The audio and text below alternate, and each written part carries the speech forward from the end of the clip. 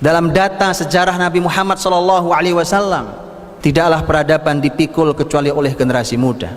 10 sahabat Nabi yang dijamin masuk surga, yang merupakan orang-orang awal: Abu Bakar, Umar, Utsman, Ali, Abdurrahman, Zubair, Talha, Abu Beda, Sa'id bin Mu'adz. Ketika 10 sahabat yang dijamin masuk surga ini, kita melihat data usianya sangat luar biasa dan istimewa. Berapa yang Anda bayangkan tentang usia mereka?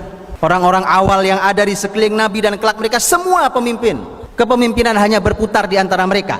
Bahkan ketika Umar meninggal, Umar menyerahkan kepemimpinan agar muslimin hanya memilih di antara mereka saja yang masih hidup. Bersama Nabi pertama kali mereka, yang usianya berkepala 3, hanya 3 orang: Abu Bakar, Utsman, Abdurrahman bin Auf. 7 orang di bawah kepala 3 usianya, bahkan 5 orang di bawah 20 tahun.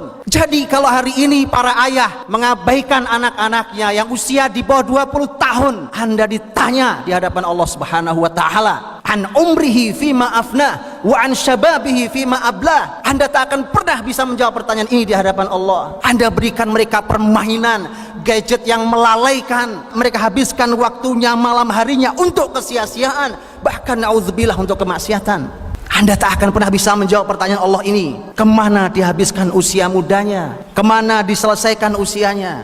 Sekaligus menjadi sebuah renungan besar untuk generasi muda kita, wahai para pemuda. Sebuah renungan yang tidak sederhana. Karena ini khusus usia muda, usia ditanya oleh Allah Subhanahu wa taala. Khusus ditanya karena itulah usia kekuatan di antara 2 kelemahan. Karena hadirin dirahmati Allah, memperhatikan generasi muda, kalau kita benar perhatikan dan kita didik mereka, maka benar Anda telah memperhatikan dan mendidik sebuah kebangkitan peradaban.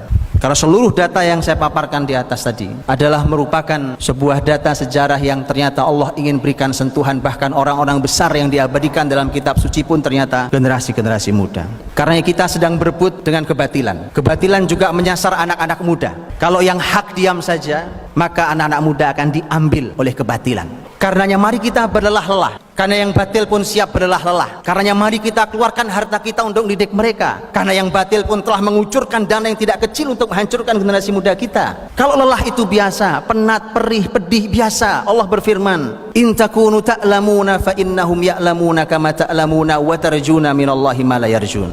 Kalau kalian sakit, penat, perih, pedih, sama, mereka orang-orang kafir juga demikian.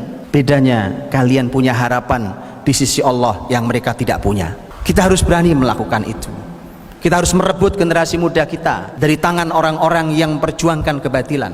Karena di hadapan kita ada kebesaran Islam, dan kebesaran itu ada di pundak para pemuda kita.